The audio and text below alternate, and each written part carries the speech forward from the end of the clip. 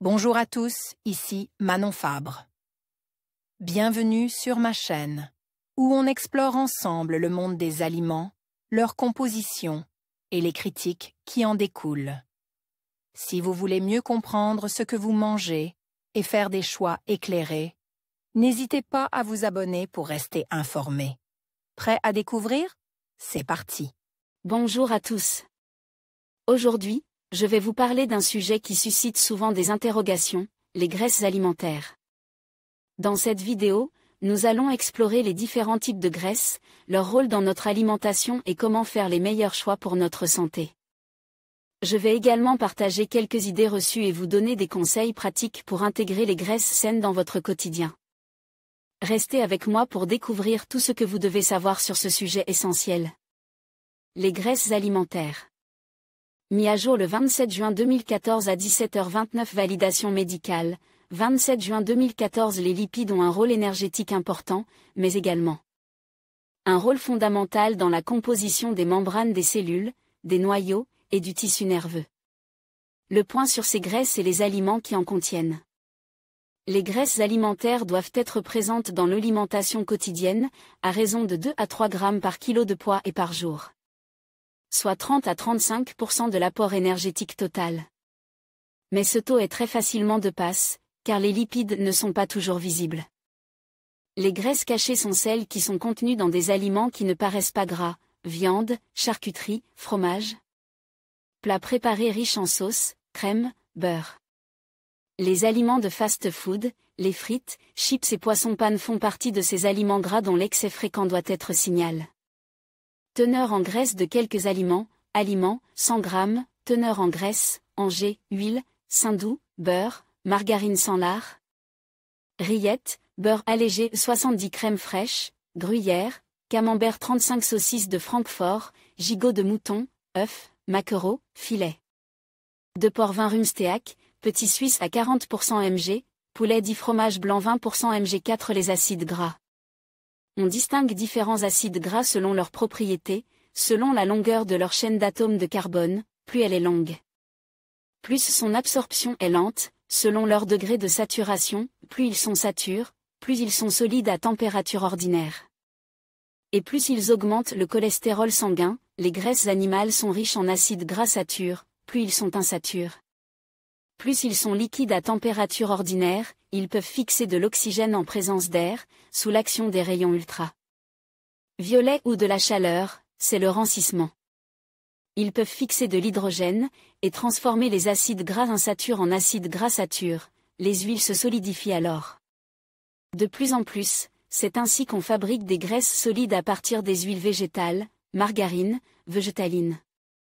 Essentielles pour l'organisme. Certains acides gras ont un rôle fondamental car nous ne pouvons pas les synthétiser, ce sont surtout les acides gras polyinsaturés. Qui sont présents dans certaines huiles végétales en quantité importante, huile de mai, de soja, de tournesol. On les appelle parfois vitamine F. L'huile de paraffine tient une place à part. En effet, elle n'est absolument pas absorbée par l'organisme et n'apporte donc aucune calorie, mais n'a aucune valeur alimentaire non plus. Elle forme donc une sorte de tapis glissant sur les parois intestinales, et à ce titre rend de grands services dans le traitement de la constipation. Son emploi prolonge peut néanmoins théoriquement provoquer des carences vitaminiques, en gênant par sa présence l'absorption intestinale de vitamines liposolubles A, D, E, K. La répartition quotidienne des acides gras devrait être la suivante: 1/3 d'acides gras satures, graisses animales surtout, 1/3. D'acides gras polyinsaturés, huile végétale, 1/3 d'acides gras monoinsaturés, graisses animales et végétales, les alcools. Le glycérol est le plus répandu dans les aliments gras et les matières grasses fabriquées à partir de ces aliments. Il forme avec les acides gras des mono, dits triglycérides. À forte température, il peut se former un gaz toxique. Pour chaque corps gras, il existe ainsi une température critique à ne pas dépasser sous peine de toxicité. Les stérols jouent un rôle physiologique important. L'ergostérol, une fois irradié par les rayons ultraviolets, forme la vitamine D2. Le cholestérol est indispensable au fonctionnement de la plupart des organes. Parmi les lipides complexes, les plus connus sont les phosphoaminolipides, leucitine, céphaline. Présent dans toutes les cellules. Crème, lard et autres graisses animales. La crème elle contient, outre la vitamine A, 20 à 30% de lipides, surtout des glycérides, 70 à 80% d'eau, et 2% de protéines, ça. Valeur énergétique est de 3 cents calories, 1250 kJ. Elle ne peut pas remplacer le beurre, et n'a aucune raison de s'ajouter à lui. Les autres graisses animales, le lard est la couche de graisse accumulée sous la peau du porc, quen. Il est utilisé sous de multiples formes, frais, sale, fume, gras, maigre, en lardons ou en tranches fines pour barder. Le saindoux est le produit de la fusion des graisses de cochon, sa température critique est très élevée, 210 degrés, et on peut l'utiliser. Pour la cuisson des sautés fritures, cependant il est indigeste, peu fluide, les aliments cuisinés avec lui restent gras, riches en cholestérol et en acides gras saturés. Les graisses de bœuf et de veau sont surtout utilisées en charcuterie et conserverie.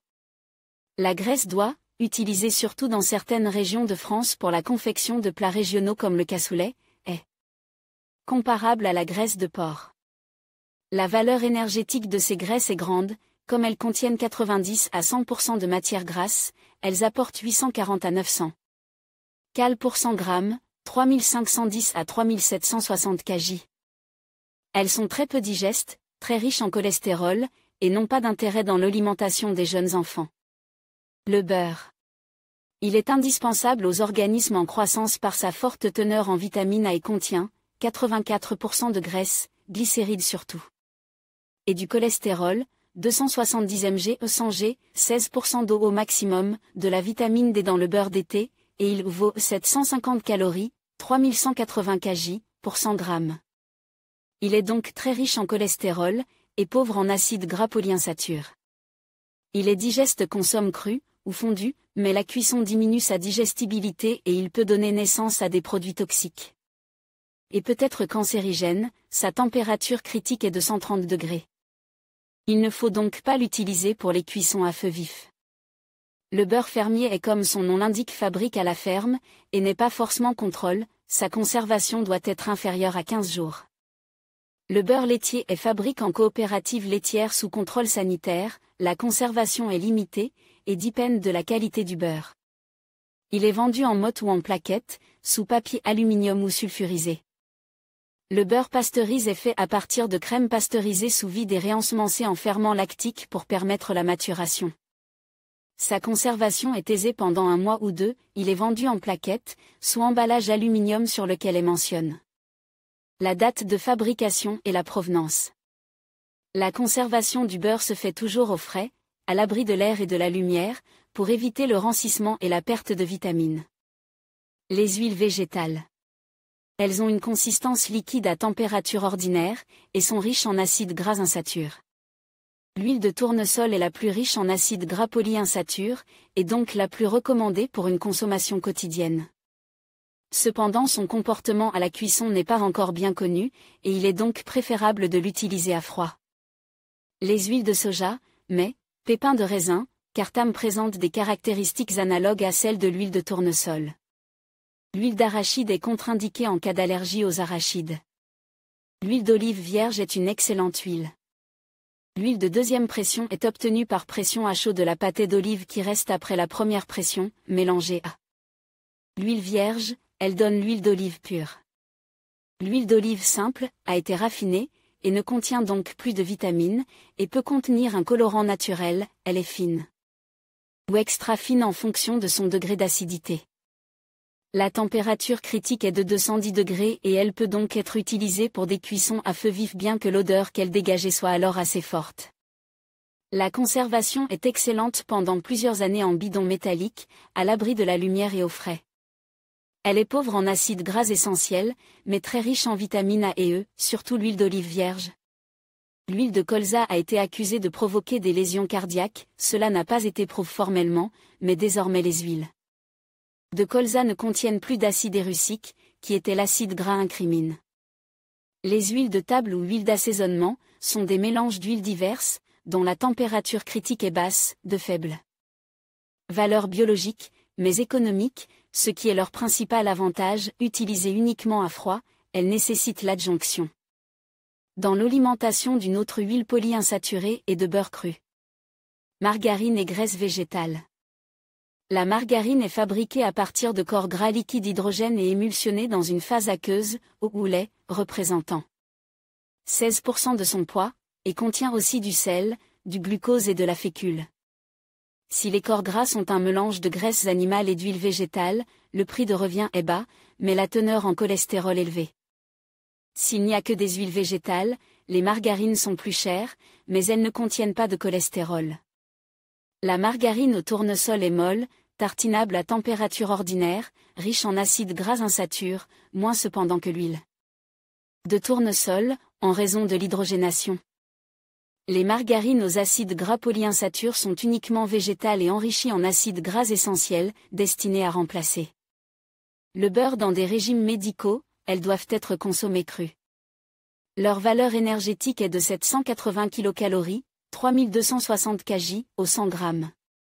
Elles sont assez riches en vitamine A, digestes si elles sont consommées crues, plus que le beurre, et peuvent être utilisées pour des cuissons à feu moyen, car leur température critique est de 140 degrés.